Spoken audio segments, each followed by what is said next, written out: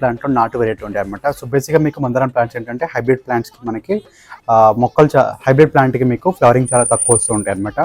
అదే మనకి నాటు వెరైటీ అనుకోండి మీకు రెగ్యులర్గా ఫ్లవర్స్ ఉంటాయి. ఎవరికైతే మనకి పూజకి వాటికి యూస్ చేయాలనుకుంటారో వాటికి రెగ్యులర్గా మన దగ్గర మీకు ఫ్లవరింగ్ ప్లాంట్ మీకు మందారం వచ్చేసి చూసారు కదా మనకి డార్క్ రెడ్ కలర్ మందారం అనమాట.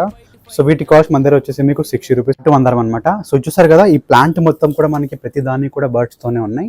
సో ఇదేంటంటే మనకి నాటు మందారం ఒక బెనిఫిట్స్ ఏంటంటే మనకి నార్మల్గా వచ్చే మందారం కంటే కూడా వీటికి ఫ్లవరింగ్ క్వాంటిటీ చాలా ఎక్కువ వస్తూ ఉంటుంది అండ్ మనకి చిన్న చిన్నగా 5 పెటల్స్ వస్తూ ఉంటాయి అనమాట. సో ఒకటి మన మందారంకి ఎక్కువ ఫేస్ చేసే ప్రాబ్లం వచ్చేసి మనకి ఫంగస్ అనమాట.